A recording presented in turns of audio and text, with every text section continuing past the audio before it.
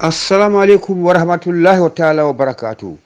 Nte yankuba jambele muruntanan bi. Nko in 3 days time I'll release an audio. Me alon ko mam seni tajiri nte aminke tiara tajiri nte aminke. Bane jandi mba release la afele ngachi baro moy molba janjandila. Iko IEC ye ofso yele mankunda. IEC brika makotonke ye ofso yele UDP la bungol kono. So sanim fonyi nyanta kela banko kanne bang.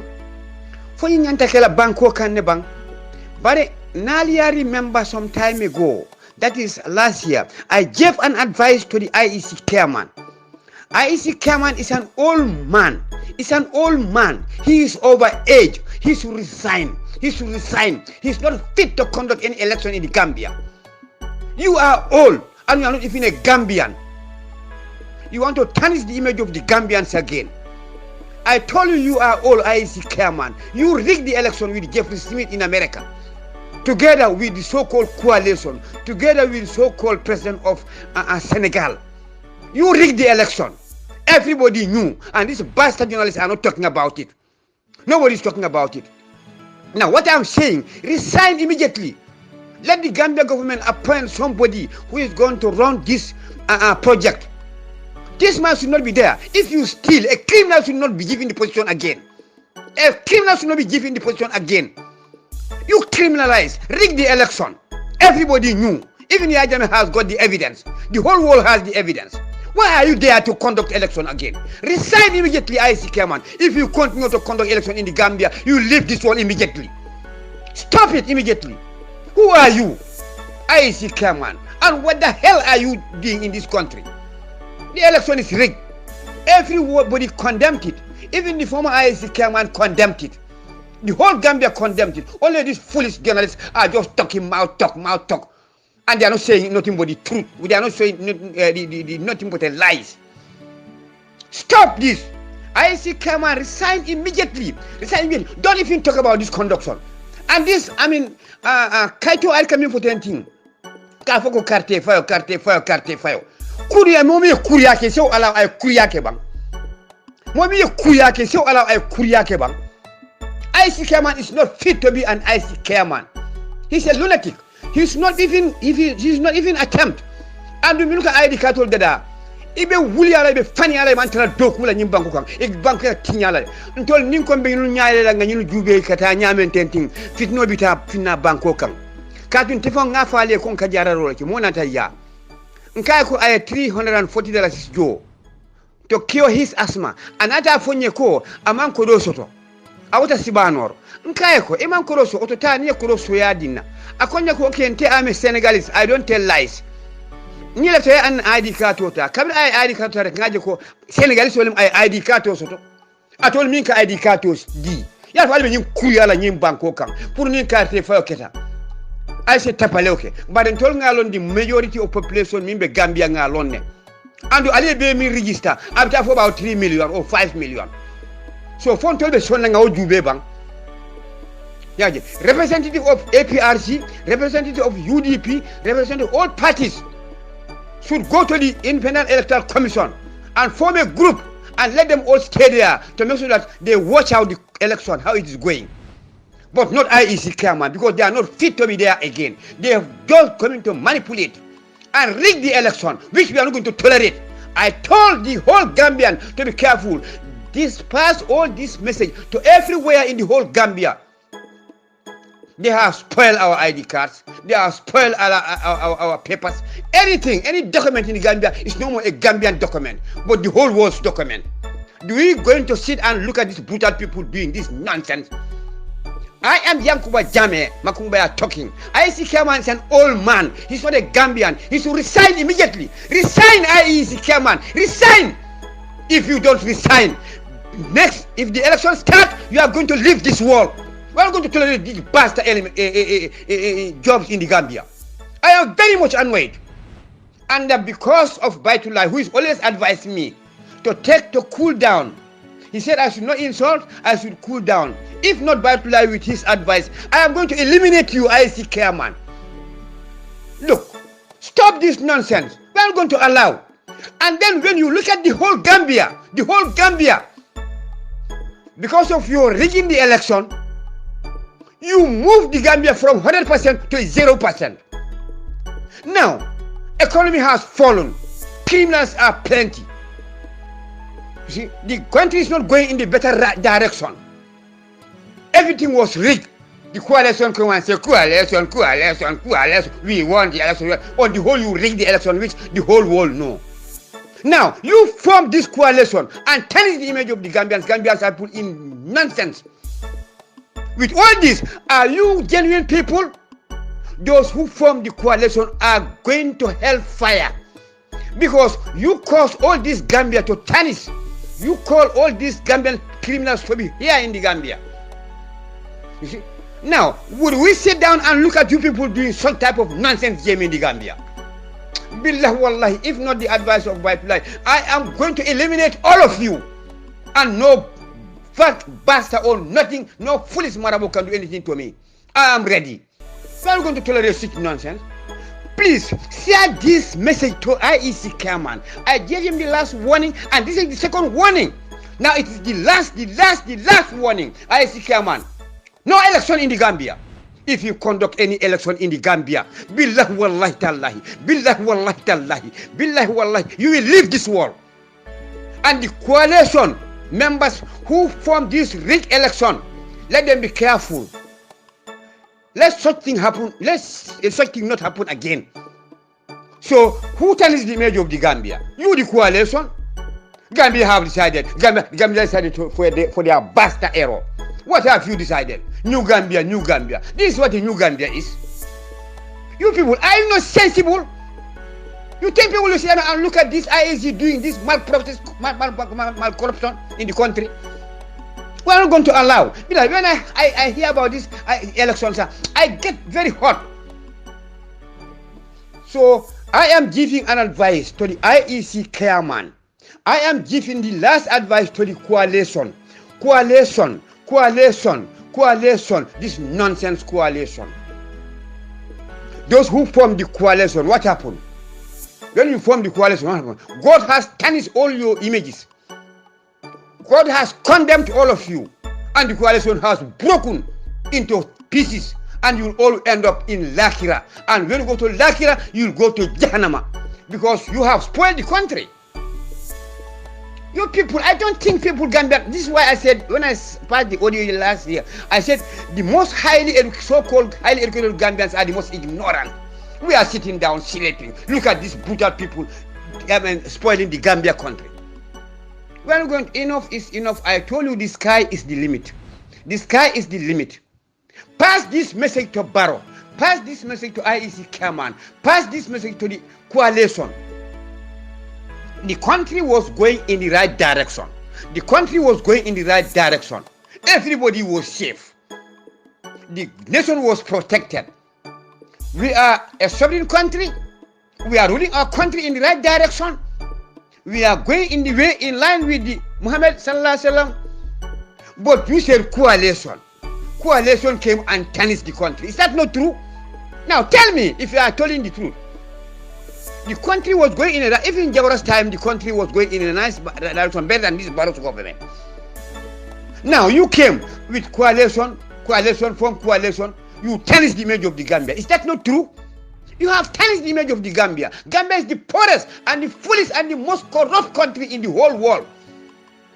Now, you call yourself master's degrees, intellectuals. What are your knowledge? Even primary schools, children are more, intelligent than you people. Now, look at the Gambia now, how it is going. A lot of vehicles are moving in the street of Banjul. See people who are driving this vehicle, all pass, supported by coalition. Girls are driving motor cars, supported by this so-called coalition. Criminals are destroying Gambia, supported by this coalition, because you form what we call what? You call what we call what? Let me tell you. You form Janneh Commission. You see? And then again, you said victim center to criminalize the victims. So sorry, to promote the victims. When you started that victim center, you are giving them money. You say that Yaya Jammeh's time they were suffering. Now, you are promoting the criminals. You promoted the criminals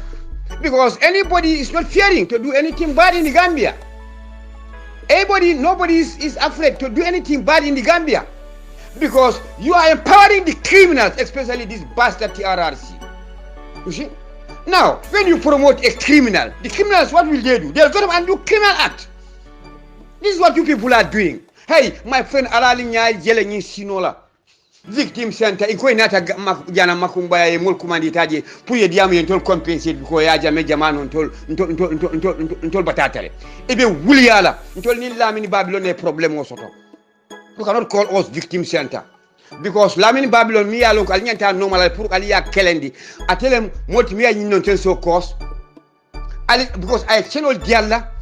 alika kenolta alika o janjang ali alla badingol kan wala tinna aliko alkana tolle compensate government ne tol tora lamin Babylon ne tol tora naje so sani atol albuka tonya fo Gambian ko atol be wulol leti wulu batarol wolle be nyim mansa kunda kono ali wuli nga do ko ke but last TRRC I said it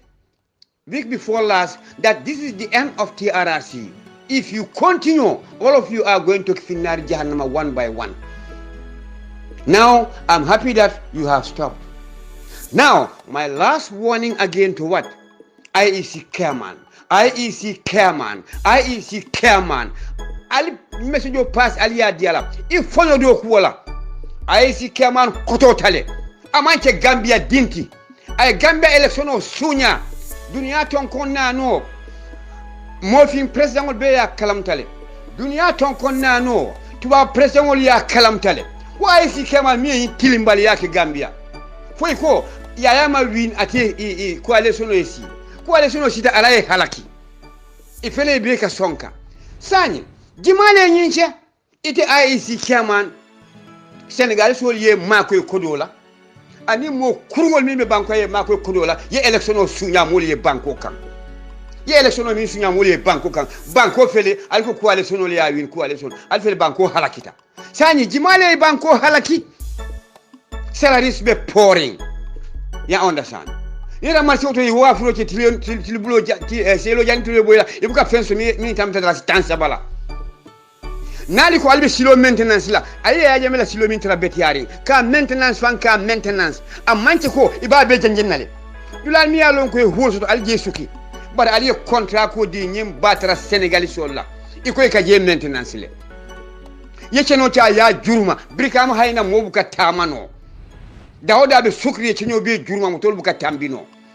andu niade da wati je ka ci bank tension ni mo tol bi tamblaje kankan o kamol fadi fula ngi buke ni jino ali ho maintenance le han ya jamela silo ay mun doku wala fawo kutayata betiata kanda katambi alla ni maintenance silo la gamnon ko alti wulla bang alkana ken nafikolti babili mansaniya kong niya kong billahi wallahi kalaban jahannama le babli mansan non cencendo te kering Afrika ay banko doku banko bitala tarambulola banko be betiaring hada madi wol man sila hani suuto e setama jannim brika may nanan mote mala bar bi jimale ba be hangile woke ngoko wale son atolle yake ngani molu dina molla korda kono ibe nyapila ibe nyapila mari wala be kolo sunyala jimale woke atolla kwale son atolle yake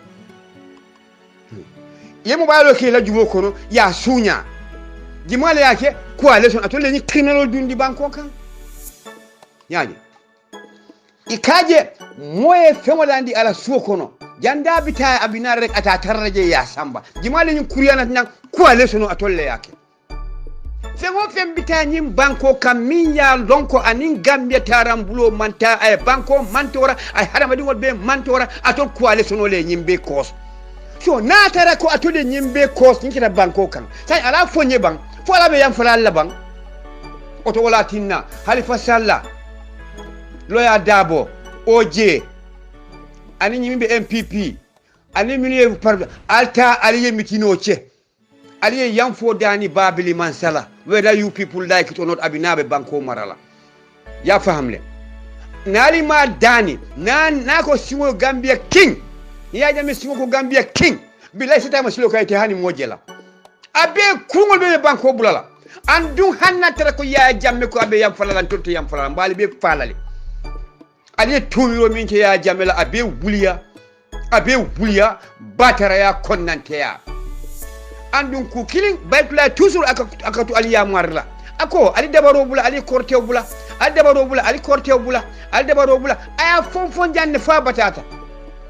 kabri waje may maronyol ani fenke jami jilan ko be diamula nyin kuwala bar hani bi jimal ka korte nati banko kan nyin jankadim babe sunkan din hawdu ko li murol ntol min kadi am ten tol ngam fan kundani le amance kundaro da mati de reflection of dabari ntol ngam kuwolla ni hadama din lata fannante to yanko jammede afobatu mba fala samba ila batara muro la yen dabari ibita finnar jahannama ani wo mario ni wo muro ta finnar jahannama ko to be reflect la kanne ali mo nyini kan tela ko wala hadama din wol min kan nganan tela bunko no pour jararo lungolung aka tambi hali mo kebe kelinna ngakurango min jara banko kan hani mon sakunda buka no so called doctor master's degree doctor hainang master's degree MRC ila direction tel ila how do you call it ila direction tel nge jara sukul kurango la nte yankuba banjur loptano to RVH ay la doctor o muta fuila ta sukul kuntulan tel nga jara waya tandi kon tel hakin tel hikmat bala al nyato de Gambia doctor on tela londo be bali nyato mbenyi ya maru la Gambia tonkon nan wala manila musa sata hani abe America abe UK ay high blood soto ay asthma soto ay diabetes soto ay sickle cell soto ay fibro kulang soto ala nati nang na meta lo kun sabaka wala ta mariwe kendia wo moro min ka si telefono kono abe diamula ha ntenga jarro nole my friend ala faye ko yankuba jamme ko kana ta radio to yefa announce ko jarro nole Allah subhanahu wa ta'ala manso ako nin aya tara ye jarro no ide tek yetara ila korda kono ni monata ka man kendia nin ye boro so mi ya lonko ata jaranola afaye ko de ntela boro ta jaranola ayta bare because kodi kuo isa woro diala ate kendiala maleko ya makle iko ay kilindi nyina man kendia soma fana yadi dola sinindi fana yadi dola iman kendia maleko ya makle yadi nyina man kendia nata da fo mo wili killing iti adi walla wolbe man kendia fo iti amira ye kodo min dila ila family ya domo ya mira wo kodo abena fana lakira bang ni fa lungo killing ibe sialete moro min kasi television ko ibe diamula ha ngani nole ike ka funyo mal kumandi yako ko ha mbita jebi alsen kumandi ala fa ko nyine njara mol min kan ya jara rola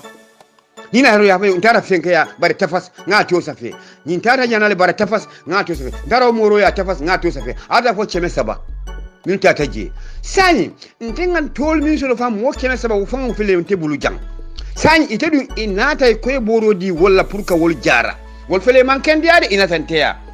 sani lakira lolungo Allah subhanahu wa ta'ala abe kumandila lilun killing ila wato sita ko na nasi wo mol fana mi ya lonko yadi mulna wol man kendia wol fana bi nala aliyata si ko ila ko do bondi ngin jo sani ibe kumola wala yeni misa sani wo kodo ni imanyi nul jono malekol ba fule ko hani kodo be bulle pour kay ni be ba fule ko hani kodo tembuli be kumbola kodo tembuli ba fule ko hani kodo be bulle ba fule ko kodo le malekol ko ibe duniya kono ila do ko be yemunke at least barajo fana yewo do kule yewo sotole sani wo barajo ye barakilim bondi ila jiso kono ya hilinjo ye barakilim bondi ila jiso kono ye kari fananjo ya bondi fo iteta da fo barayi chemele be bulu so ila barajo banta min be te jato bala sani min tuta mo keme kili mo wili fula ye min nene sani woli be jola nyaadi anu jila barajo banta ye walla bara killing junube killing bondi woto ya dundi titato nyim fana yala junube killing bondi ya dundi titato nyim fana yala junube ji fo mo vil kilo be bang sa junube jelle be sondo mo kono inshallah ko sani maleko le fonke jahanama bundale koy ko hisilo feleta oto nimbe boro di la molla se boro di mi ya lonko be jarala anu kana ti radio to ya fo ni jararo no si ila korda kono ni adi mola na kendiata aba fula doye na kendiata aba wole fesiata katasi journalist wol ke duku e dalbe sukirin ka boro dila ka fe ko ha ala ko nyinka jaro ke atol journalist wol min kan diamu ten ha ay nyinnole jaral lalem ay nyinnole jaral dalem ay nyinnole atol ya lo nal kamin ke ban ala maleka fulale safe aya deng ite sanyo fongo balete min kan diamu se journalist maleka mimbe la mora bulola ni ku kendo ke waya safele maleko mimbe la buluba bulola ni ku sorry malako mimbe mara bulola ni kuri yake maleko mimbe mara bulola ni kuri yake waya safele maleko mimbe bulubala ni yake ni barajo ke uka safele ni futa lakira ha Allahu akbar tije ko e ka wala fene maleko ko yini ci afile duniya sai ni tala junibo siyata dum abakala nyaadi ita jahannama oton ten na arjano nyin la jambang nga nyimbo nyin kini ala nyin kuriya si fala bang gonal sol alfanante bola nyin kula bang kana sire to ka faniya fo moma minno aliko aya nole moma minno aya aliko aliya fole alisa lon ko malekol ba safe kande albe ngol supportal mi alon ko be kuriyala billahi wala albal be bulala jahannama non man dia mota jam falan kam fatale kabringa moy ko manka mankunda e fenko aysi opso yelele an brikama malum bla dolem yo fana yelele munati na ya yele je ata yele la sentastol mi ya lonko mol be den ta damen fo pati chilling my friend atol da ntingal jube nyame bar batulay mum fo mbaten tulam ba jeyla ay mum fo ko election to kala banko kan mon contenta bake last warning and breaking news. Last warning and breaking news. Last warning and breaking news. TRRC is damaged and closed. TRR is damaged and closed. IEC, resign immediately. IEC chairman, resign immediately. If you don't resign and you want to conduct an election in the Gambia to rig it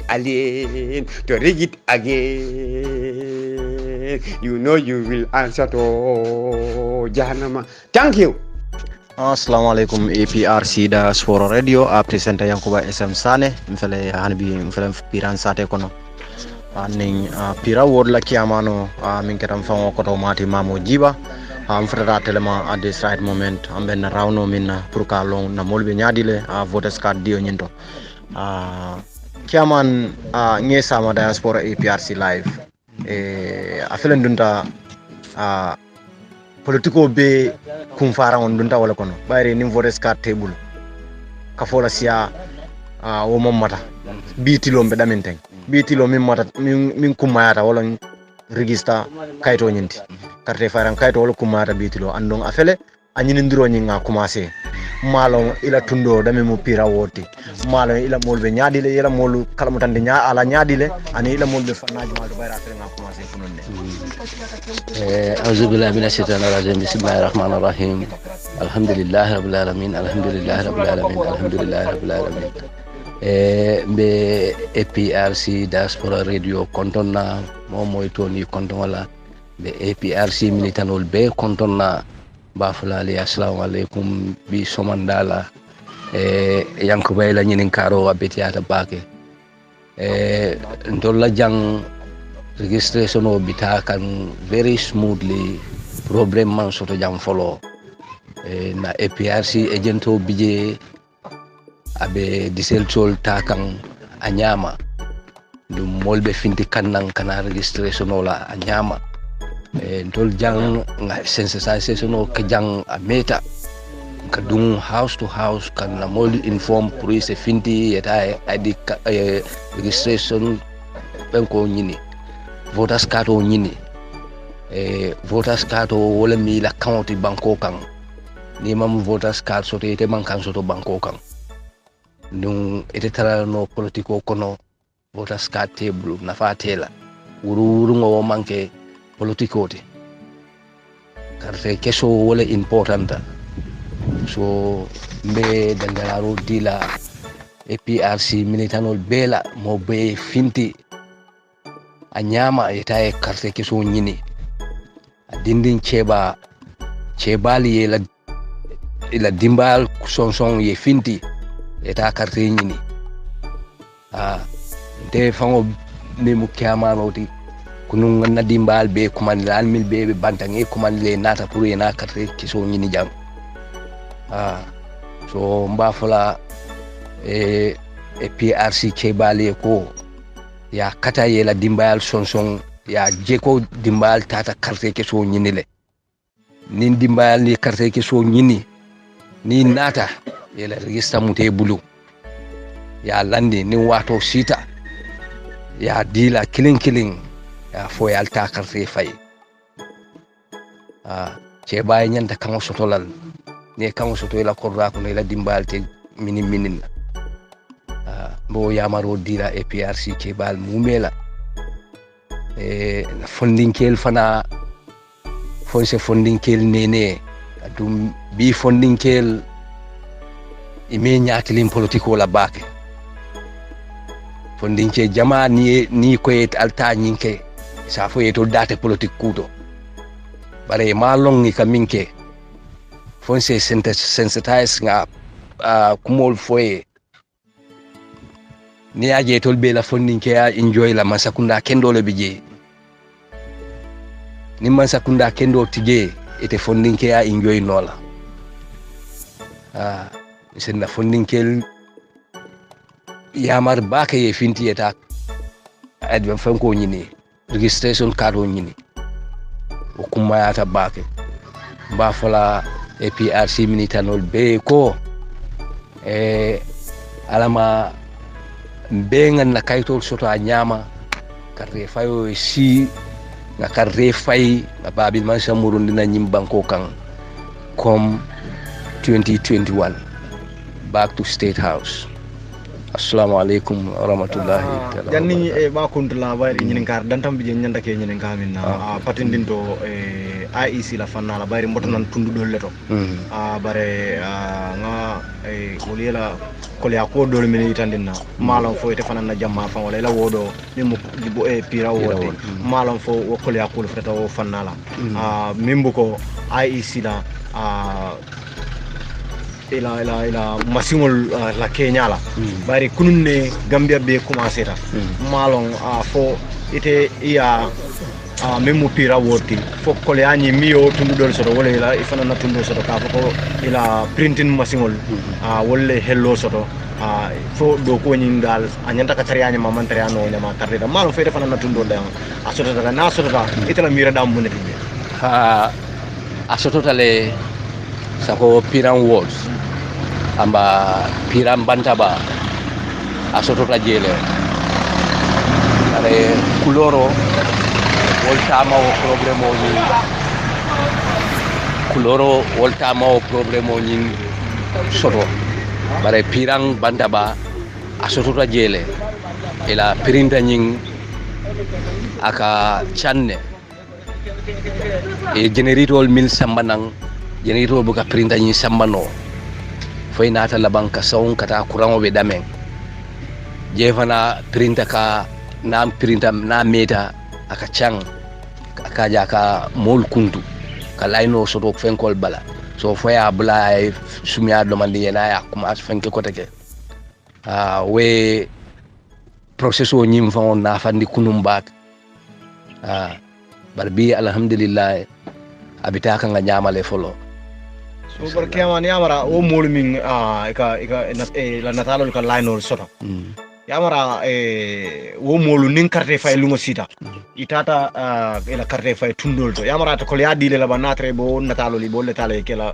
votes carte li bal wol natalo nga o complain jele bare e nyine yitandi ko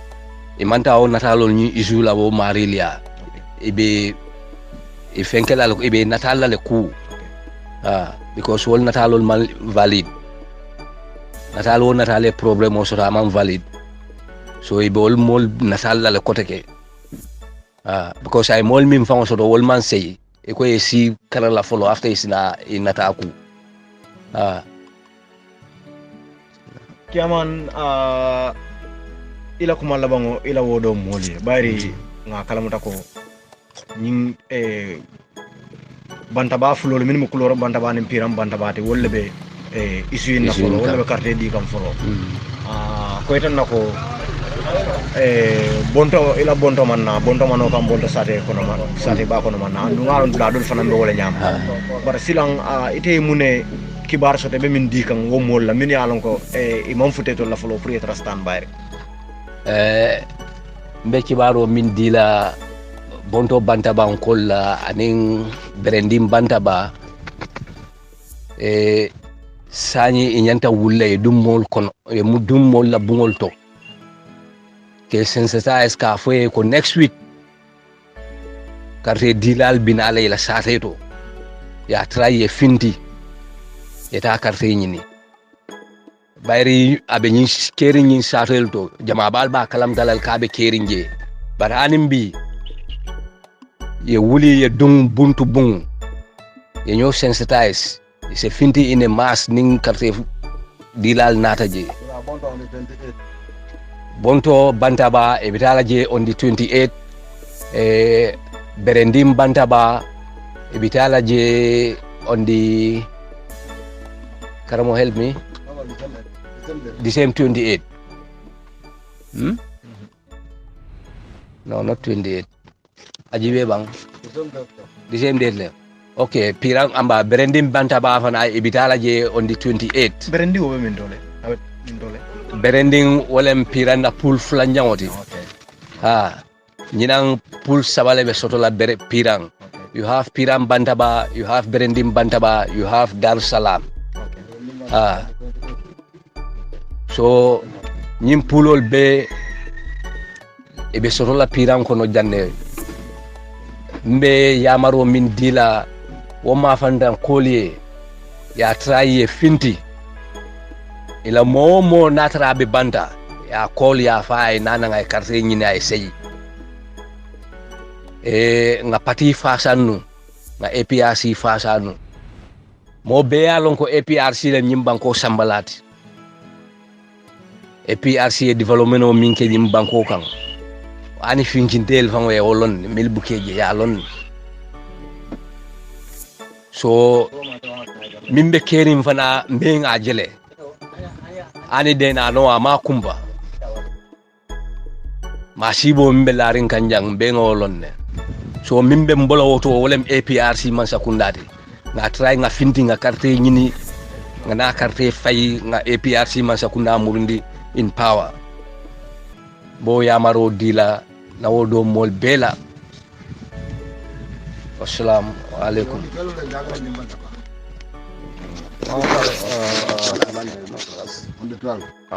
ngami rambe nga kiaman pira ward min ketam fam ko to mati mamo jiba ngamara nga moyle ala bankel moyle bankel seniata bon kacani betiata akumata fana ka kontana la ko la doron kaje ko albeloring alla tundo moli pour ye finti yeta kayto nyini kayto mi alon ko wole batinna la no nganna masakunda faling ka mobe tentu kal jay kal nimbara ka fale ko APRC diaspora radio long wole be nyinki barol janjandi kangale ko alde nyanta ka moy nyamin back to the studio ñaanal ka télé be patriot quand même pour APRC et le deputy spokesperson de Mati avec ses bons ko ni temena babla la ni bari ñoo ko do bari nga na la no la fama da teta da ñina good morning Mr. Jani ko to ke buñu radio kini be radio good morning lamin abarka bake bela mo la de kontonna momo mialon ko akela moy ki fenna surtout programme ni ba fale ko al bismillah ba fale ko assalamu alaikum wa rahmatullah barakatuh tonya famata jam bake bulole kamuta kadi biyo kay ngombata no wakil dorong na jang ni ngaro ni jabiro kom ko ka kenyamen pour do se koy dol bije mi alon ko jojo ni meta mol salon menem toñati Jojo meta mol salon menem toñati wo ko meta baake bare ko dunu is friendly to media and I'm body and I'm covering here and there. But in the first place, the element of the way more either the economy or the party becoming the inter-party committee or inter-party committee ni made a queen Kachara, the party of media and Supreme Yoka, Kajako party of being a person killing or is a unique of the American Bancola Queen is a Tamarino Hakiman Malon at this moment. Inter-party committee and Tamarina Ali Bemodo Killing.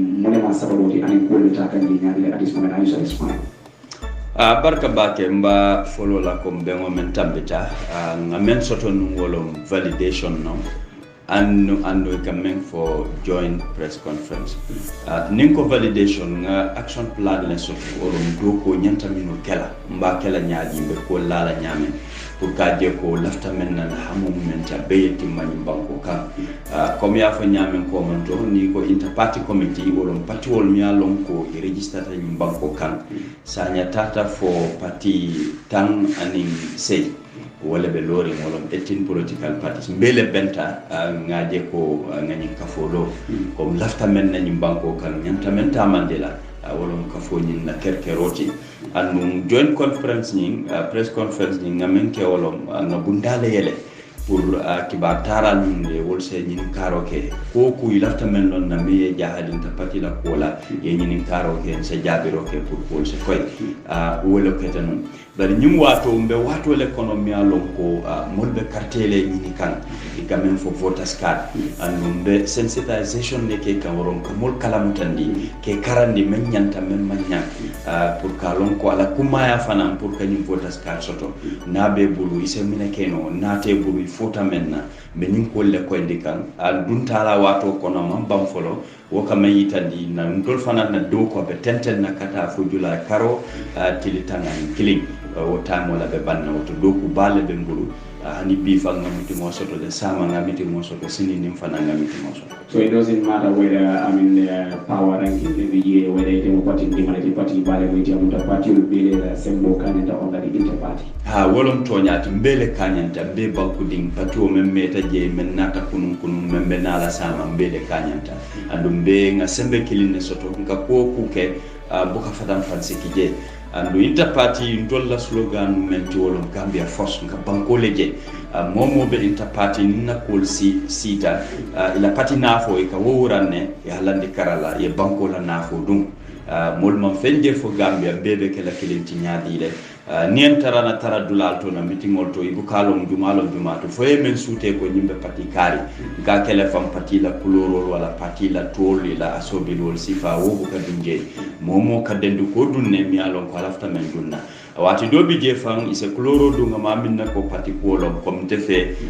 nse nete mun ko dum wala nse ashkola dum wo ma minna ko be o parti to dum fengolom dorom bari fente safela je na natalo te tar la je ina la logo te tar la je pour mo se bulo chodi ko nyum parti kari lati wo be interparty lam de ba kelim fakiri interparty mo politician lati mo sa ko politician party kafo je muti adu na ko politician dawo dar ni albe fenne ni kala de kam ni wala membe banko sambara nyaaro membe banko tala ka banko ni mara adu buka nano na kala ko carte fawo ni bankeno o carte fawo ni fanan ko luwa miliara ko le carte fawo sansa ko ma baake na kala dan ko electoral bill jamali ya ko abe process kanne so da process abe taka ngor do ya question ko atatala no bayri ko kay woro janni election so kamala ni temena ma wala interparty election o me ala ko le katalo banko kan ala luwa na la santul fo ni mbal ngani ko le banka ma sakunda hakili ma wala ka wona njibe wala won kala do ko ngawo kele sinya jama ni molie hakilo bulandi komanto wati sotota mi alon ko minister of justice afintitale ako niaje election bill ni na terdeta interparty le asabu anene o fo kibar kaytol to andum be wo ko indi la bi men ke tawolom na validation workshop le soto ton ning IEC and stakeholders do ni ko validation workshop ka benne nga ko kiskisi na jibe be nga kambe fenna ngo sa nyinde be lori wolum validation workshop kabrim na oke bil ni nataka akatenten ne ayta minister of justice like ha jibe tol fana ya endorse men la nyanta la fala men nyanta tala ni tol ya endorse isa itandi no cabinet la ron president anala mol ko nyinnom o kola tenten kata parliament bari men keta kabin dol nga validation workshop ke atata justice fana yeta ke ku dol nata ka fali dol kambenta menna and we tol ye menke falindiro keta je amandam falindiro la falindir dol men keta ni lo amanta akamunta ko dol ye menke famol sembentuya draft constitution nyinna mi alon ko mol laftala tambi ala na kabrin draft nyim felta election bilo nyin aman tambino fo ase muru kote ke ku dol ye falin kote ke wolle dile nyin sabu bake nga election bilo nyin ay dol binan draft constitution ku dol ne ha me man folo exactly itol fe diko be nu jele ko draft constitution nyin be sambela ha kabira ban tambi falindir dol leketa mi alon ko 1997 constitution ite la nola fo e wol yele makote ge fo falindiro e ke kote also it means that nimba folan sa fon le ko still now the issue is that metala ni na normal electoral policy that data me la bankoka wala be kala na de atala Tanda ni mota wado kan jibe ke something of national mi ala ko banko mi la bi kulemo meta nyim fala the issue of OIC and then si fala na da jam kala fika ni ka bay politician on the you have no boundary, you have no limit and the government jibe kan na beta kan nyame OIC jaman kan ya fogo even though at all APRC na mara woni koto it has been pioneered ya jeko ya silo ni nyini by bi jama balbe kawa kan ala ko OIC meta fala ko developers are coming silo ni nyanta dala na marko jele mi ko yake sila na wala bumo da karola ko be ko ay silo fa ngale ko ran ko ni ko fotal to nya we mo amende ba sante do ya ko fango le ba be nga election ko am 2022 wala ko ay si da man ke ben chahandi zaman ko be jibila te kan we da Gambia still can host the OIC in your own technical capacity to ya me ko la analysis ni do Gambia still is in a better position to ka OIC ni jia ba ko kan ani nga jia ase mo ne wu no nye ni ma jia fa ko da barka bakelam jandimbe o jabila ye menyini ka commento about interparty committee lafta ko dinne fola je moli afa munatin na interparty lota wala surtout carte fay wato la kaje ko kayrobe sabatila mbebe kala kilinti momo abe dawoda be patio mente ala nyantolo ma he tuje surtout nimbe campagne wala na sita ngake kayro kono kana nende ke kana mo kajafi ngaro wala kumol nyanta to la je kaje ko mbekili ila pati la manifesto alla programme ni la police la be menekela mun balbulu alla do kunya nyinni nyanta satal wati do bije ni dol yela ngatalol ki je ka bondi ka woltinya wala ni moye pati dendi ko dum me alon ko anin itol manke kelinti ka wo intimidate wolon ka silandi wala ka je ko be fitna ko kur lakan nin ko be ko mol nyanta landila ni campagne sita eta campagne la kayro kono tenku mo kudo anin ka luwa bunya be nyinne fasa kanne andum emoyu bijele be alon ko bele kambentala nyin emoyu wato wati nka step down training sotolom ka tatundol to kamul karandi meneba kono kamol bela surtout kanyale mol fanan pour dol sake donc lolla ka ke théâtre lolla pour mol se information message ni sotoko interparty belori nyinna masalan de siri na katuma ya bakere na ta nyoka kusifa be lola mara whether the ruling party is effectively involved. Yes, party obele bije LPP bije la ila mol fanan be interparty committee ando amandam wala nyum wato mena men londi la wolom youth interparty committee quand fo yobe wolom fondin kella bundala fanan be tol kafundila andum fondin kella karola misal fe ni nata alfal be damen two permanent members wolle katara jandum one alternate wolom mo wato wati mo fulale nyantama bela bari kilimbe lorinne wo mo fulol kono ni do manketa ma megno deni saje ko sabanya mo sema be no godon wato wati fula seso to nyimbe ferolom pour kaje ko ninga kusoto pati wo pati be mo soto la min betarla ke bari ni aje fondin ke la karolam ko monani wolom two permanent members kiliye ke keti kiliye ke musuti andu alternate fula fanan soto wo alternate fulol ko kini nyanta kala lanjo toti mi alon ko amila sufol man timba ko wol fanan nge dal ka fundi jele andu wo ngake forcer leti wo mo nanol ko to forcer fo kilin seke moti mi alon ko alla jortale andi wo ko la ba jibe kanen ka même fo wobe wolom women interparty committee musol fanan gaje ko musol la karola ni damalie ye taraje ni bebe silo kanne abena kanne interparty la karola wala fondin kella tabi jele musol tabe tarla jele andum IPC national woyaje ko kewol ni musol be dabe tarla jele ni bebe silo amata ko interparty be wulu kila fondin kella dale la party interparty la ani musol la interparty la ni be ko gaje ko ka ko ni bay ala do ko gaje ko ka kambe so na na sound to OIC where it is possible OIC nte hani bi ngaje ko wato bi jele ngaji ko soto la tuta mansa kundale bulu ila lotula ni be feron men city la kaje ko abe kelale nte fe do ko nyanta commencer la kabrin kunu itolle afoko ibina commencer la andu men nyanta do ko la men nyanna kela asiata le bari hani bi mol maje ko pol commencer ta nyaton ko ya man dia anu wato wati ni ko ibata mandi la sonia fe kol buka beng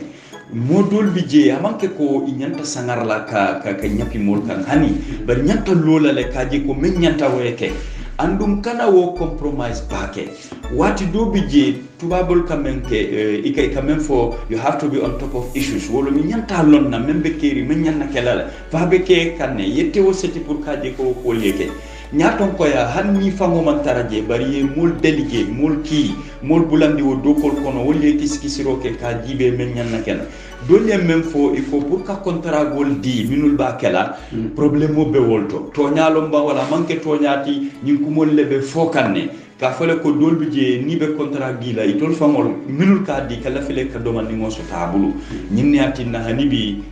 tanin na be siare en kol man commencer folo bari to la karola e ko e dankana so to le ko niya commencer do ko be kala somanda tilibulo hani suto itol be do ko kala le pour ka je ko li tarea bari OIC amanke bendinti amanke bengoti mi alon ko fanan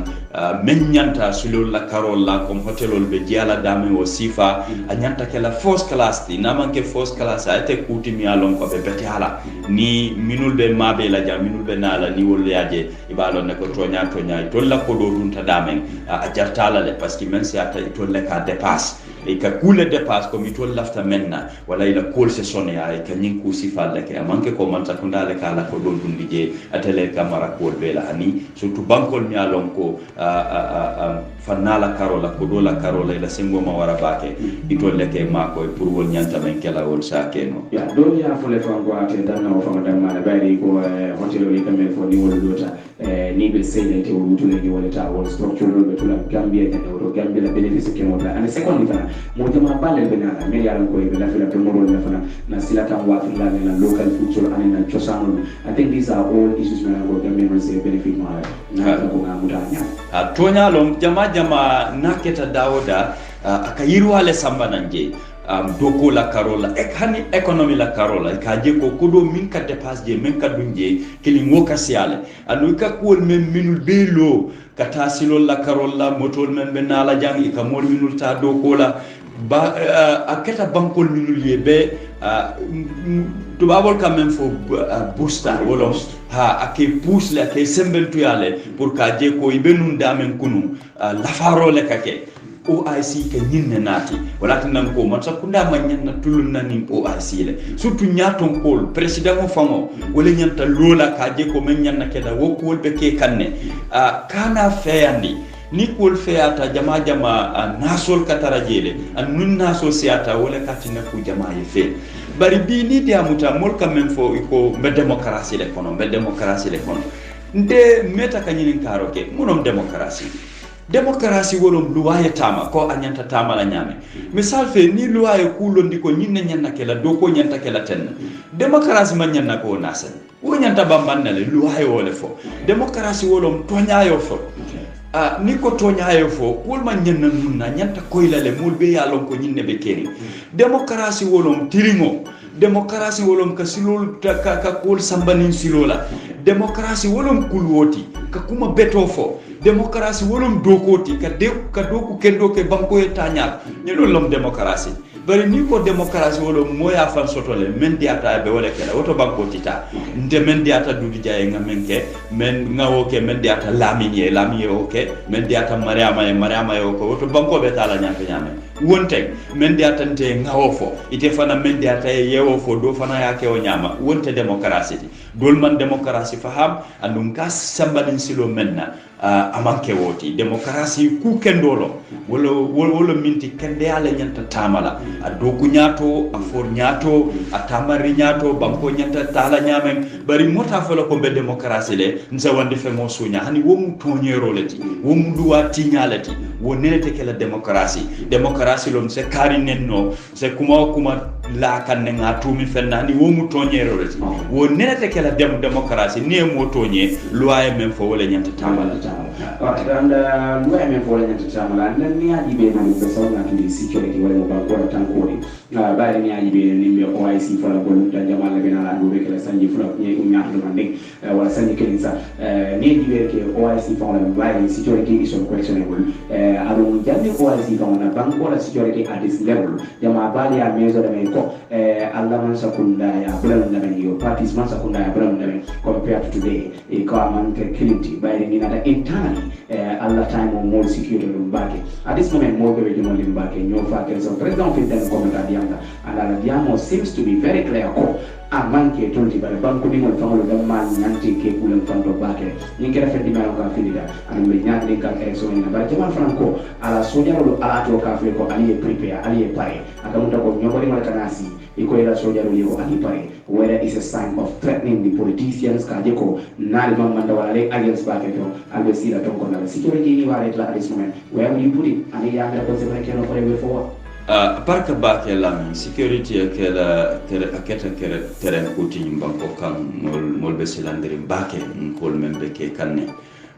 andum dol meta ka fole manke biti ka bring economic nata ko economic bi janne pour president mo anala mulu economic la konto soto mi alon ko se nyim banko marano takola bundala andum dol kam men fo nyanta soljerul jenkendila na internal security police le marta wala loi nyinne fo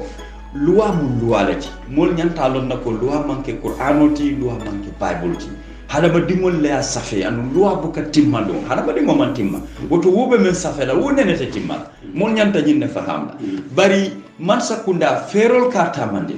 wati dobi je mole ka nyaton ko le ka lo anala molu ka je ko nyim fero mbe nyinne landela mbe nyin silo le tala pour lafta maintenant saso soldier kunda molta bondino la tankaro la karwa dol kam men fo wolom kan dol tanka ata menube bona banta ko men be kala banta wala ni mo lafta dunna jam ko kanya fikkan ha itolla do ko moleti hani wonte toñati mbe misalol dilal ngata america kabrim ko dute buru fo molle white house penetrate jum hañol le fenti e soldier le nati wolom soldier bi jele kaji ko banko hani konoto pour ka tenkundi kayro ye sabati ngaje senegal janne kabri fintita ko tata faduta soldier wolle fintita wolle nata fo bi ala yake ko dubenta nyanta to la zanda morul bolo ya jibe goto soldier le dokolom kaje ko banko la kayro ala tanko ay sabati andu wolle be nun jang mote wo sosola bari ke tumiri ku jamala ka mol faale ka sembo jaay mol kan na jarta la wolle nyanta kala wati dobi je niman sembo tamandi kayrote sabatela niman sembo tamandi mol lafta men nan dasotola mol kala fi ku faari mola katara tinyara ila nidi alla hada ma dingo be wole nyama ni abtu afambulu tinyaro damma ate wole long wala ka nidi atamandi bari mbe ngalon ne ko nyim banko la tanko ate timman la ta ke nola nyama ni soldier daman kafuje 3 years jotna ngaje janne kabra duta soldier le wolle nati demonstration men keta wo dabo e men fa kabring multata anti kara soldier le nata ka jeten kundi ngajele fanam busum bala tili saba problem mo bije soldier le nata yitol kabiri fintita ya tenkundi sanyang nin dula kote ngol be wo nyama woto akoytale ko tanko nyimbanko ka te keno la itol koma san president mo ka finti ka diamu wo bete ala batale a lirtale kamanke a nyanta kela nunga meta amanyan na danna wala bari ko na keta nyim banko kan me mul soto mi alon ko kulo mi alon ko ni silol manta a nyanta fintela e diamo nte fe ko amanyan na sila ka baturo ke fo kuye ka finta e diamo wati dobi je finti e mol yamari ye mol hamendi kukola ye susundi barakendo la men nyanta kala nyim fana kumata ni mol yamoy ko president moy nyim fo woto ngake nyatom ko mol kela moy le mol ka yake la ka bule noma ni misal fe president o fintita ko fondinkel be diamal tolla al nga wakili nga karan man sakunda nya be nyinni kela fondinkel be silala alfa la diamutale mbatu nganna hamen ko fali ngaji ko be karanna nga kuke mi alon ko le betata walati na nyaton ko manyan ne deila a nyanta diamula wati o wati mbe misal dol dila Omar ibn al-Khattab ala jamano la ako kayro man tara nyaton ko e na tara abuka diamu nyaton ko a nyanta diamula a nyanta fana kela moy molla na buke moy molla kayro man tara ko ako mol fanan kayro man tara ila ko la na tara mol fanan be ka diam wala ilafta men na men nyanta kela mol nyanta fala ni mol ya fo president mo fanan nyantela moyla nyaton ko wala nyantela moyla a nyanta fanan wula ka diam bari kedey wobu ka banko sambano woto nyim kuleti mi alon ko e menke a betiata sa na ko standby damma man kanya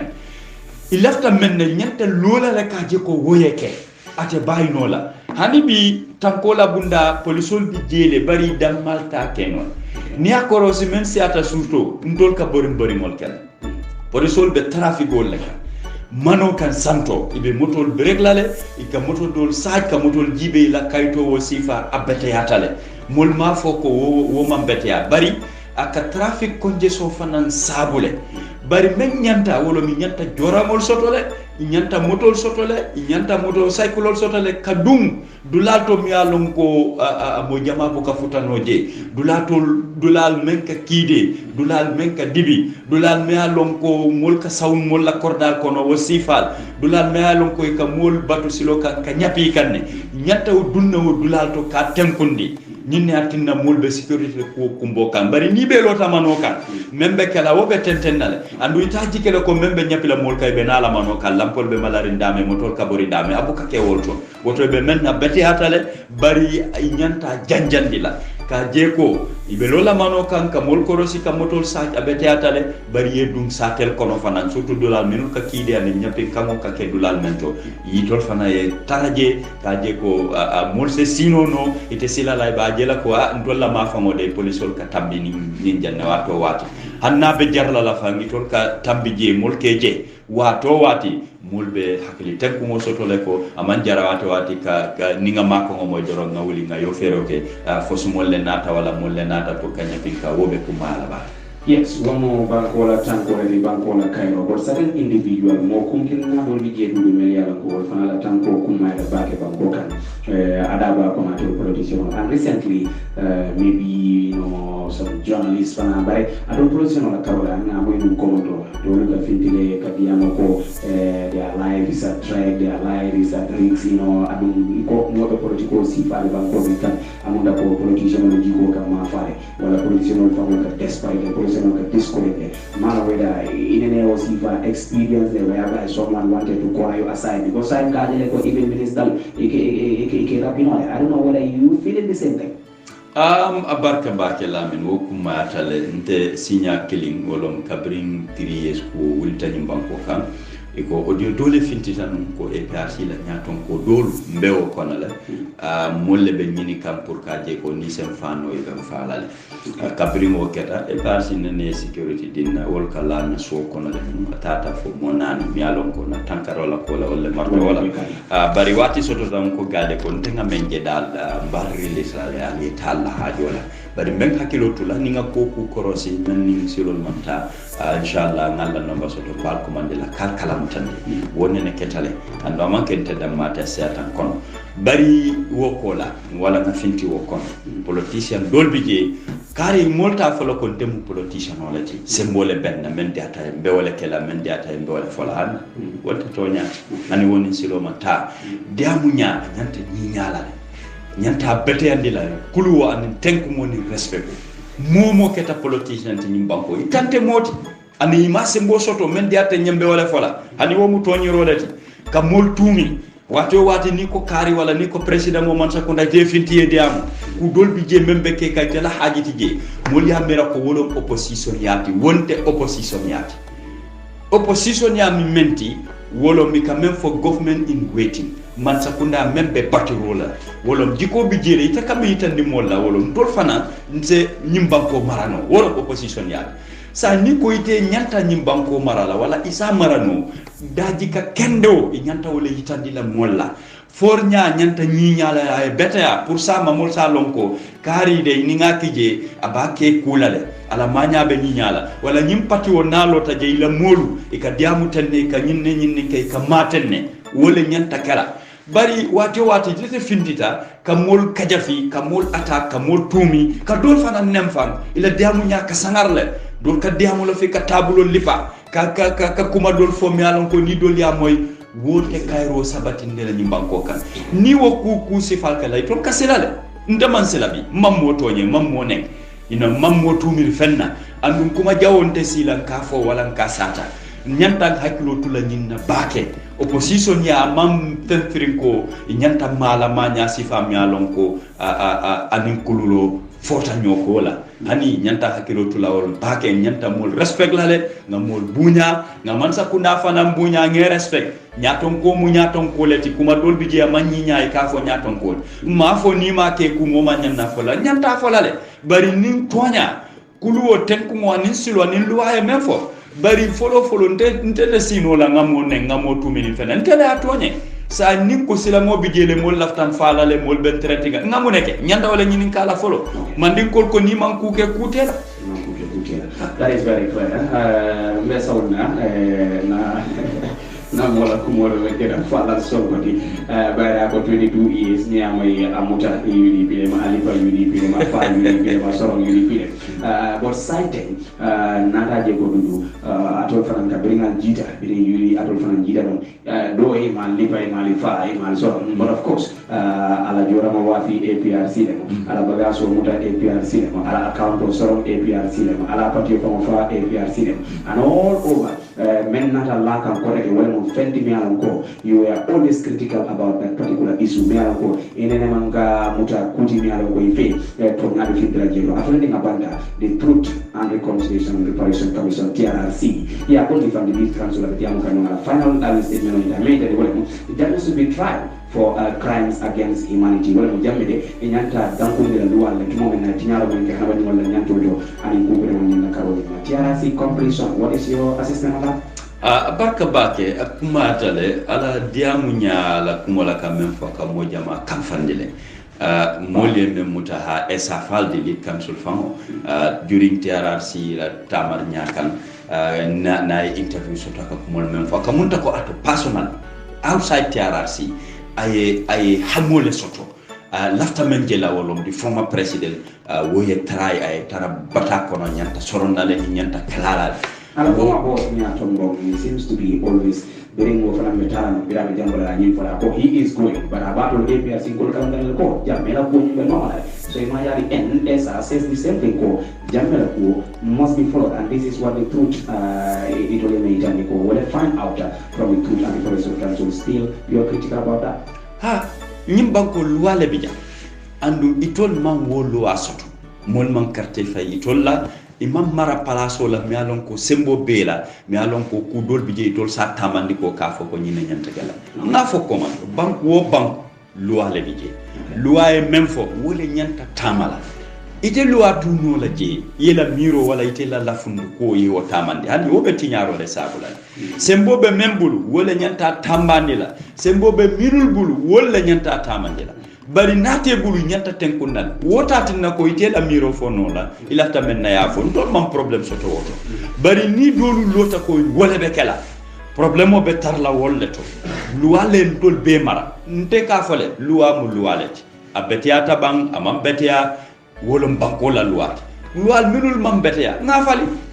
bari madama man fale wala be jam wala be tamala wala be mol marala le adiata meye akuyata meye na man bete mol sa fale let's say TRC had connection with the new constitution with the old constitution. The new constitution wala tene jama balu laftanu woye tambi ka je ko tonya hani meyalo ndi wolom di 1997 constitution bari new constitution men nata e kulle dabulan di je meyalon ko former president de akoya fo facetra ate kanano la wala womu molla ferolati meyalon ko tolle a city fo banku molla fo ko wala nyanta kala hani ikam mol susindi menna ko minul membe draft constitutional bala wala molu lafta menna abe amanke toñati misal fe anyini karo kala kacha men keta media doto ntenga men race wolom this lifetime judges ikamen soto ni be do ko lande ni fonyota ibe jola men nan ko fo molle wo suggest bank ay men fo nyako nyako hani bari yalon wo abe banku jamale to banku dol ka kala ko hani gambia ni wo banku manke kilenti andu ngani ni kala ko fo molla miro lomba ama wo jabino mol ma wo fo itolle adundi je ila interest kam barna men be ba ko na amanke mol lafta men na woda mala bi je hani itol menol be safere wala il lafta ku dol ye taraje yanki jele misal fe 1997 constitution ni wali o sotota mol man luwa faham kata supreme court la ni woli decision ke ifintita ko nyinno nyina nyanta kala wole be lola mota challenge non bari draft constitution membe je wolom supreme court damate ko sabatindi nola mol sa challenge no wala kudo bi je supreme court fang ata challenge nola mol man nyimbe kala muta abe final draft nyinna kon woto menul ya safe ku dolbe je itol la yakije mol ma fo mol mela mirol di wo ku la le to yemen ki je wose mo non na ay tema ko de wallahi batandi in terms of how to execute this the TRC la ko exactly sa ni ko former president anyanta trial ndol fe wonte problem abe trial mu ne kam ni ko human right violations a dalilol je ma fo moment so faja ma fo moment buti wala moment soro wala moment fa aketale bari ala yamaro lo mbam kiskisuro anyanta koylale ninte dulu ja fintita ko lamle ki wala mo na la ko okay ya ning dulu na ko jamela yamaro kan jamela yamaro so italen ostar ko nanta pour nga fana la side of the story ni moy ha ate ko len amanda atela dolbe janne dolbe banko bantale men laftana la kadiamu bari ma iman so wole diam andum wolbe balankan ne ñunul kam même fo toñante wol balantale ko ñunul yem même fo toñati je goto ka munta ko itolye molle nati wala yesilole yele molye minul lafta ka fole ko jammale ki jammale yake wo sifale ka moyje bari dolbi jele mi alon ko wol ko hani ñunul kam même fo iman toña fo iga membe sata toñata ko to bari man silo yele wolle pour wolle na diam wala na nin ko human right violation keta aketale mote wo sosola bari dumala yamaro koto ni tata kiti bi moto nte ko itelenki pour na suñaro a safeta le bang ite ya sai wala nga audio evidence soto le bang wala video fo dalilo e finti ite lenki da mante nga sata wo bankanya na tarante man toña fodu ite nyanta prosecute la abukata wo nyama sa membe TRC kunto ibe la report safelele yela recommendation la men nyanta kala sembobe nyaton kolle wala ba jibe men nyanta tamale men nyanta kala andu nyimbe chartol le bije lual le bije misal fe ninko a president mo nyanta trailale a nyanta prosecute lale amanke mo keline be lola yo fo parlement ye nyanto sotole wala député bo molto andu ka même fo toutan men seata wol nyanta sonnale ko nyinko nyanta kalale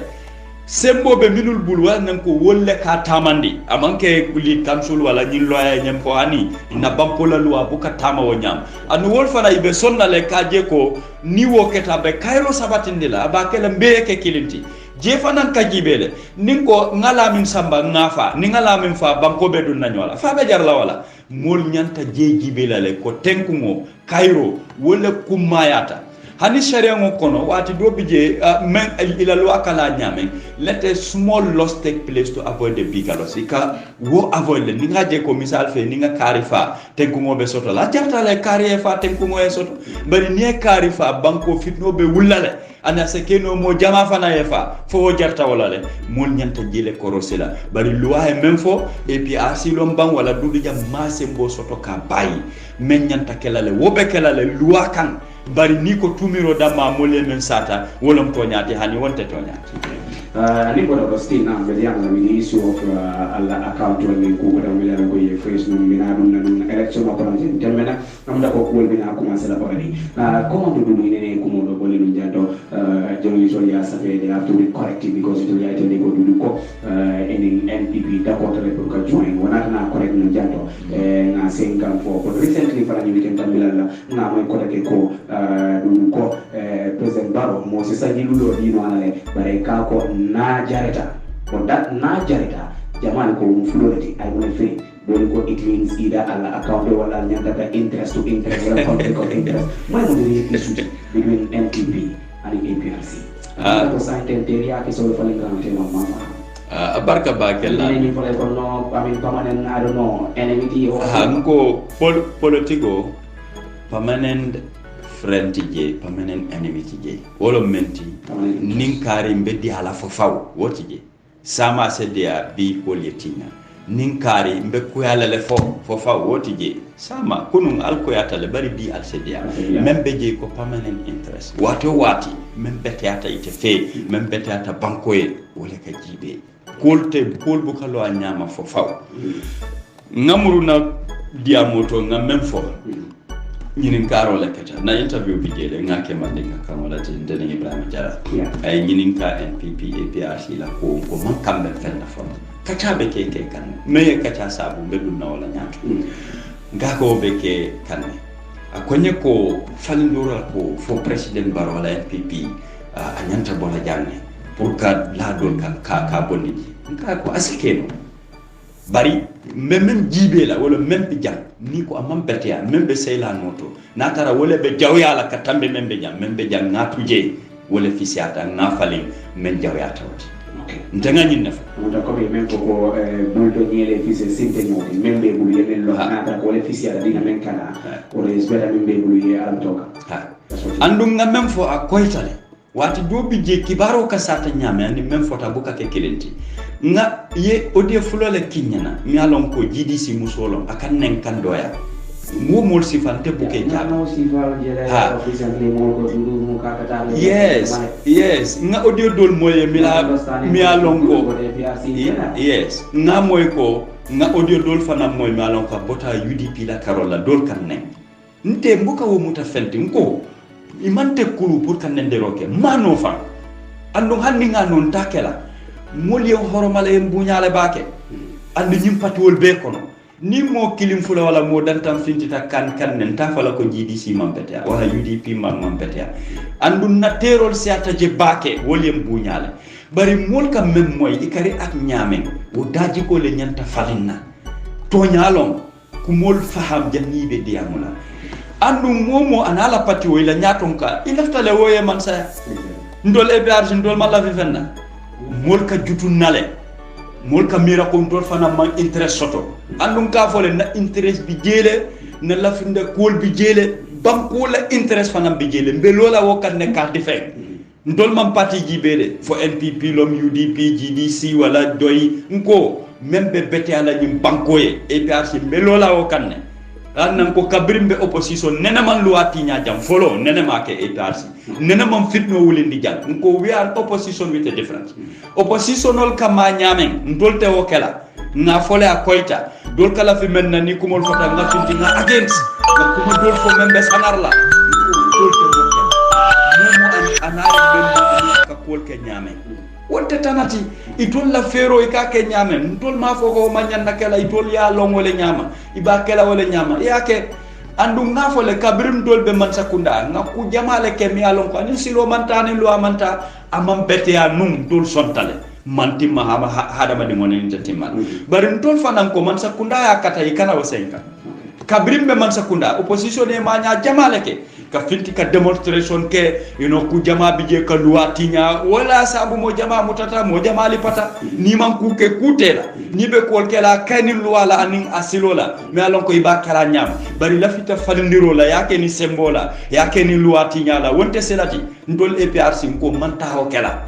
opposition nun ton ni man sakunda ala nyaton ko e kusoto ni invite buka tay buka mabe ka balanne ntol ko man tawo kela ni man sen kumandi metala de pati o pati invite ka mabele ngamera dunia be o korosele ko APRC buka nyakasi pati kilinna mbe ka kele moli amuta ko ni ntol ni UDP ntake nola ni invite ka mabele fonni makala muta bari ni invitation natan kanna mol kile ngatale ngamabe ndolla opposition ya betennale mantalu wa tinyala ndemo nenna ndemo tumir la fenna mi alon ko dalilol tije sa proof no na opposition nyale valenta amanke kelenti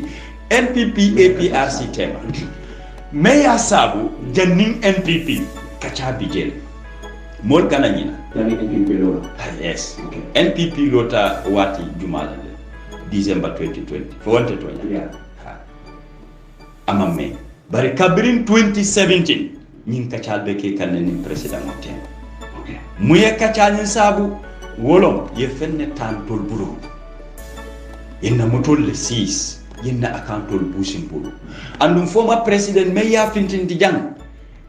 kule safero le ketay kambenta menna andum matsa ku dale be siri njak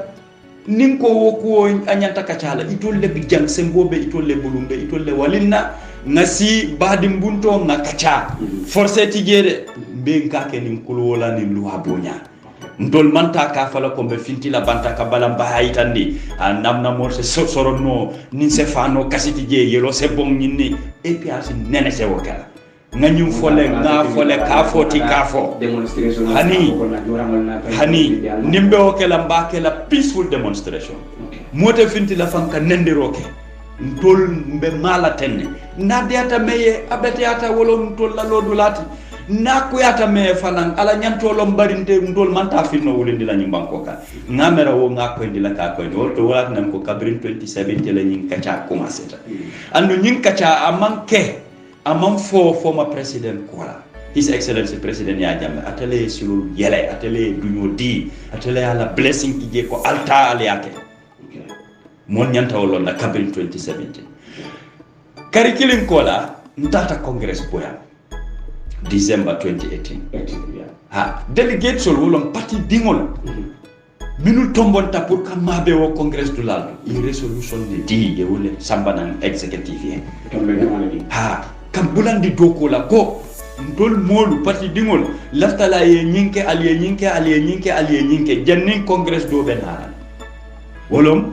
parti la resolution ti an congress wolom highest authority parti wala sembo men ka tamandi congress la besatu men city ta congress ate janjan no la foni congress lo takati ala sembo be wala nya andu wo congress resolution kono iko nga man sakunda ning stakeholders involved ni ko stakeholders minun mabeta minun daba kono kabrin kambe mo keta pour ay bojan men safeta men sitita pour nga bule noma wo kol aman nyanna aman taraka execute ka kamben tamenna iman taraka tamande woto nga bule noma kacaye ke pour ka je ko be wo kol tamande la abe wol kono ala bagasol mi alon ko atalo man sakunda nyanta tankala ala family ala former employee minister wo sifa man nyanna ka wo haras ni dia kamma wo sifa ala parti dingol ke intimidate ko wo man nyanna kala abal kono le abe resolution kono wolom ala seo ala mudu mo nyimbanko kan pour asake nin tenko nin kayro kon abobe lo no la nyaadi man sakunda le marta wala bi nin ko pour ay muruna ay tanka jumale bakala man sakunda tanko la bunda be man sakunda le bu woto ni matta president ya ni man sakunda engage be tala jumale mol nyanta kultani hakilola andum a nyanta tala nyame nyinne engagement kuma andum nakodo ya buse iko kiskisuro beke ka wolom jani commission na band abantale na account mamfo na motol mamfo murta je ko take ntol le tamu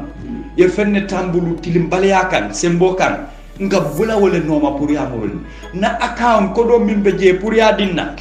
ko nyimu tanalati ning NPP si nga wo kacha bi NPP le wuluta bari kunun NPP tije ning president wala kake mur kana nyina kununna kabira commencé ta NPP tije bari bi ning NPP te sila doroy koy lafta parti o wafulal bari munati na 2017 molman foko lafta parti o wafal parce que wo wato president la mabaro parti o ta dudu andum parti o mi alon ko kabrin 2017 dolben tumi kanne ko mbawa fula mbawa hani bi ama wafuno fo be sanna ko tati anu patio ka wafu nyaata nenema wo moy nenema je dunya tari wo nenema ke bi ni du dija ko mbe APRC bulale ngata ma se mbo soto pour que mo kilisam anu nga palaso men tuje mo dole batala fo sidi mam palaso maranu APRC atata le wo palaso le dole seytan noto ninte bota je dole be tarla je executive mume ni bota je molle be nala ka pati o tamandi pati o buka wafu nenete wafu bari interest mol ka wala je pati wala interest banko la interest mbe nyinne tamande la andu mote wo bayno la ndolom nyaton koti ni wol man la fi wala en tol bondi je ye dol nati bari ma dama dolle bije dolla sembo dango na londo danta dame ngamen jeko nyinne be pati won nafala nyinne be banko nafala mbe wala tamande la ma fo control perfectly c'est mistake soto no wo buka bay hada di ngobe wala nyam aman timma anene te timma so natara alla interest ko ya fanyamen is banko la interest wala mo ala bureau so ala la cool be so in a couple of time kamejani natara ko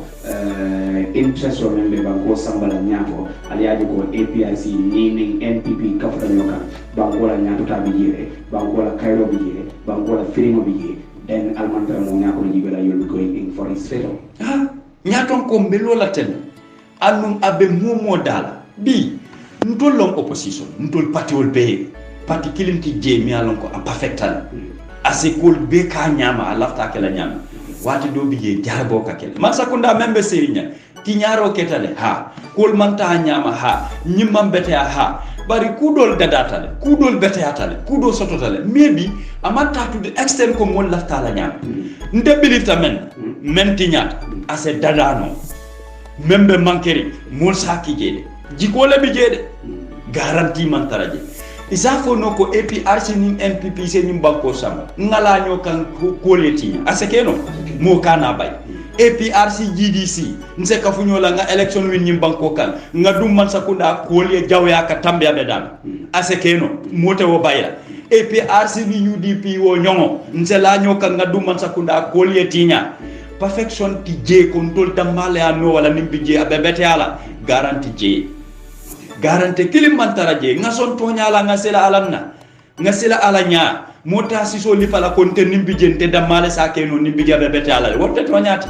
jarabo kakele andu world politics anyanta karana le mun yalom wati sudundin doron ko bese jahsibulu ase dunyo anu wo men sa wasabuno molle ka wol ferol siti surtout tubabol ni man la fi pour alieta ati nyaro asiatale ila economy ka wala strangle doron ferol le bije mi alon ko ni ala kari kilim fula te jam fala doro isaje ko nyum banko e tara ko yako bari molman jele faha naflo siata nyaawo nya ni tubabol yela ferol la pour ye kanaka kolya bak politigolon itol fanan la interest be dame ka wala protect ka wala defend Israel nim Palestine je interest le bije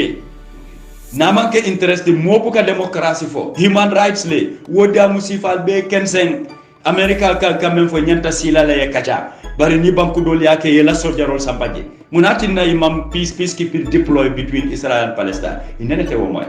sa demokrasi le human rights le molla nyanto le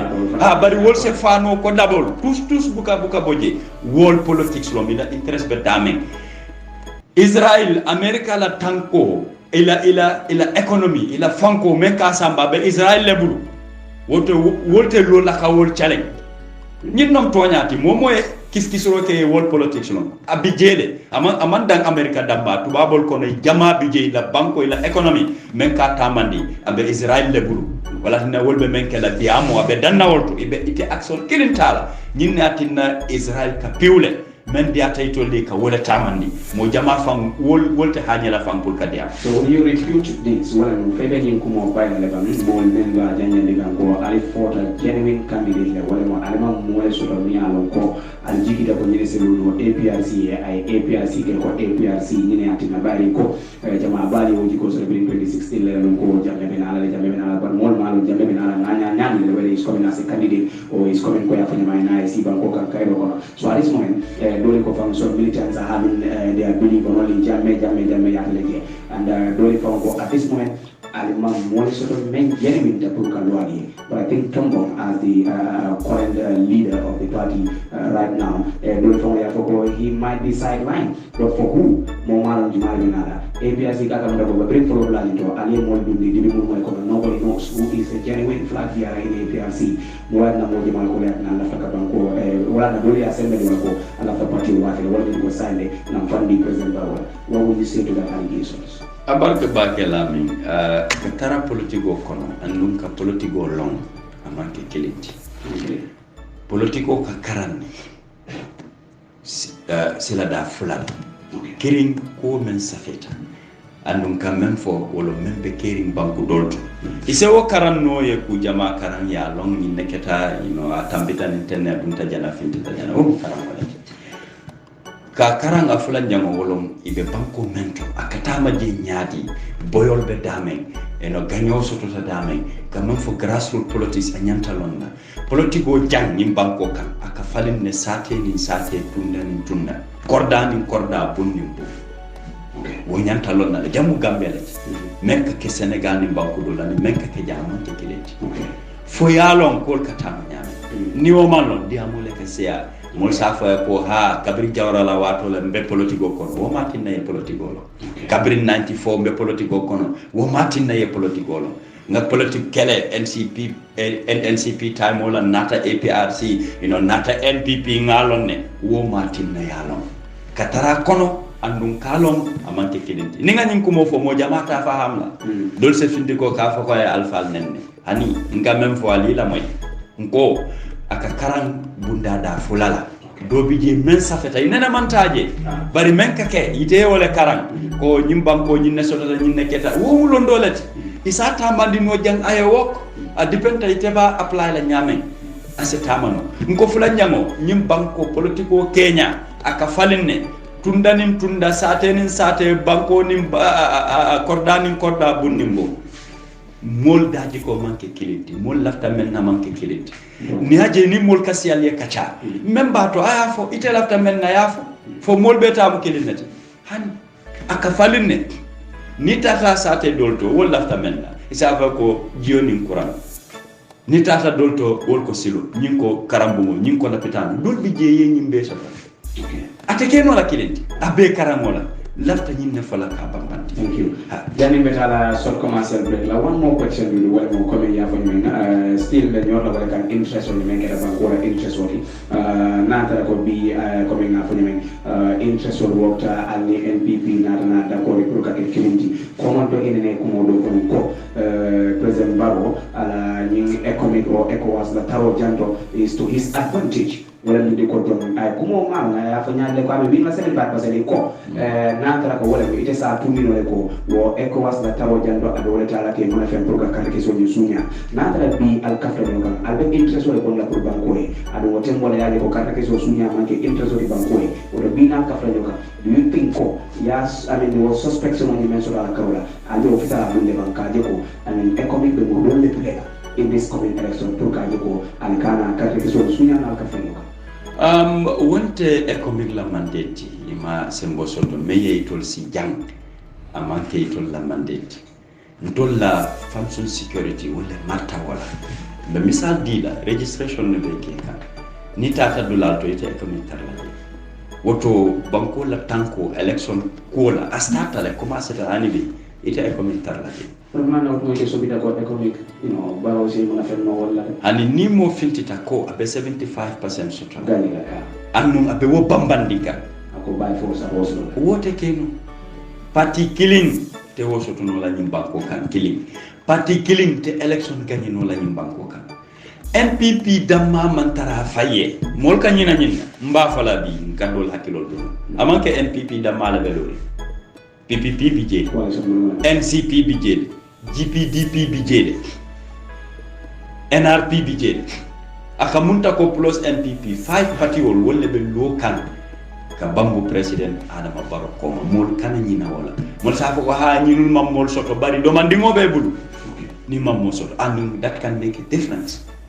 akamunta ko hani bi NPP be alliance ko le kan afintita by election men tambita nyim patul be sembentu ya anum gambe action party nata kalai kanne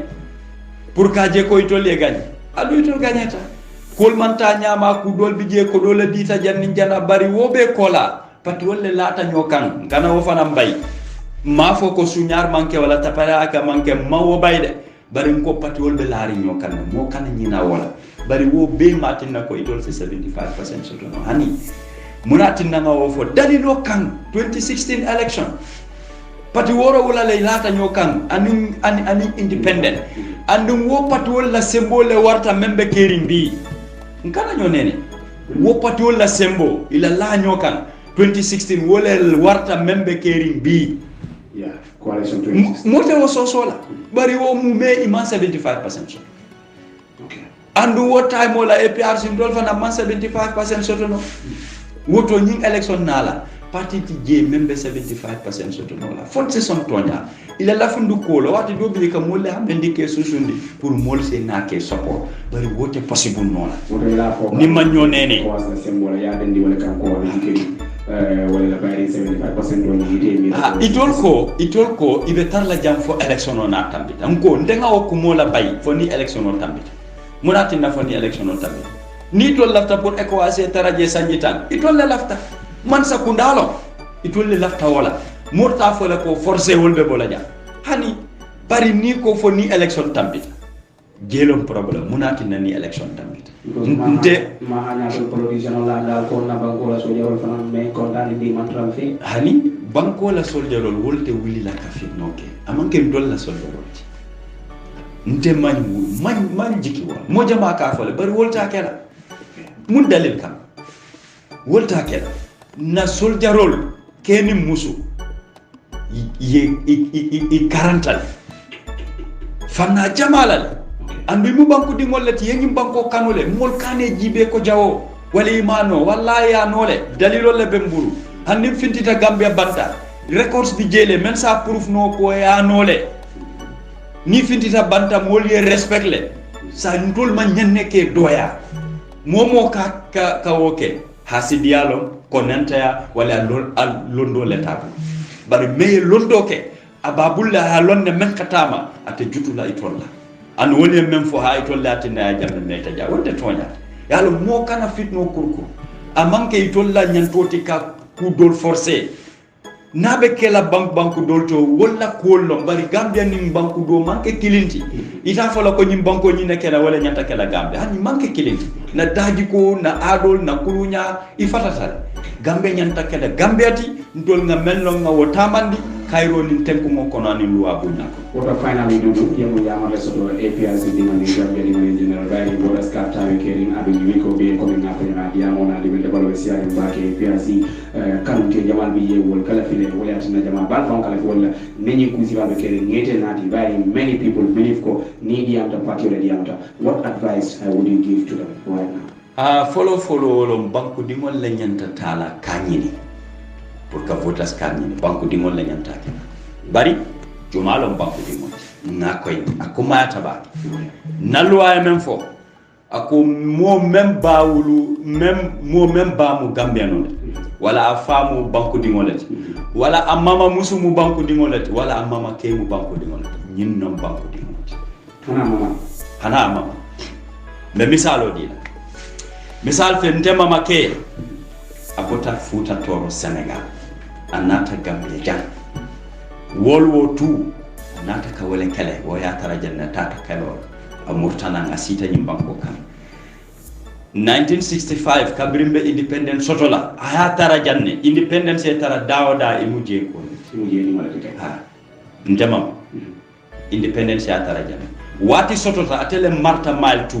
ni nga tofo PO ja mo jamaa londi PO ja ha alfa jamaa fo ne ko ngi mama kebal atele marta num presence woto tema mama banku di mole mfawuluta janne banjul hadinti amanke awuluta damende bari atafa mu gambe di mole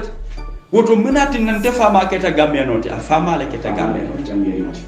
munati nan de keta gambe noti mu fale keta di gambe di mole mama fana mu gambe di nka nyinne fo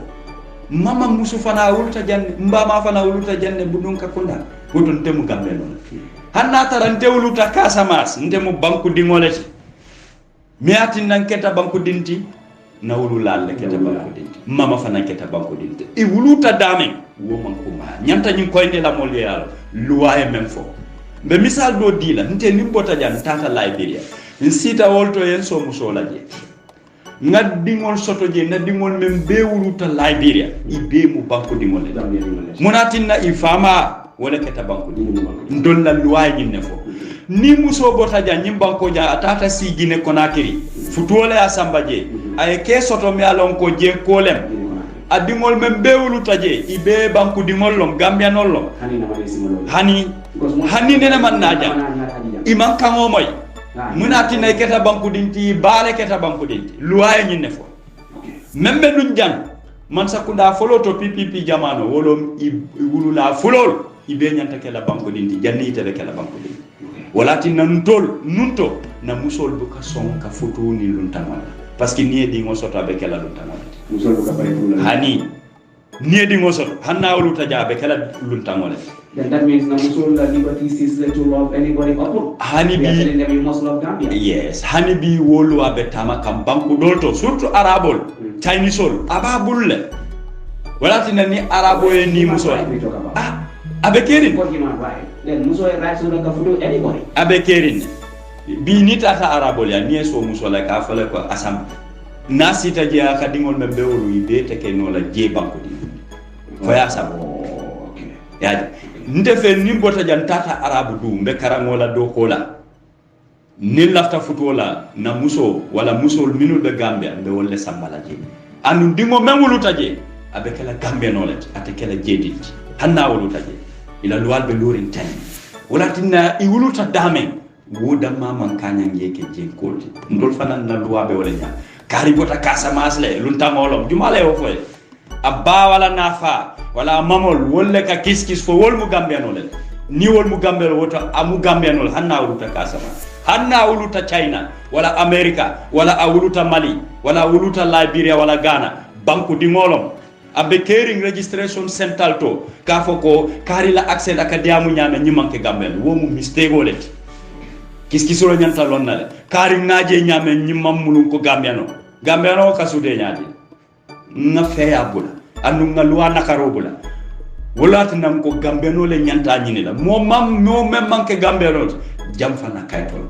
wo manyana so jamfa la ken banku mo je jamfa kaytol bare aya senen le fana bi male do banku di moti wo fana nyanta lo na baake bari wo nga tendu baake ka je men ke da honde ko du ja APRC ngara short commercial break la do ngara ngata la no do mbirun alta club da ko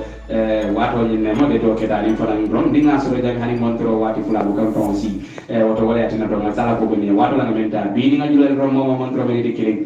isela ko mol be summarize na dara ko different point do len so de nyanda men pola se point de killing tombo wala ko men kum ma da ba ke mi ala ko be atana ko di 1 point at a time in 1 minute span.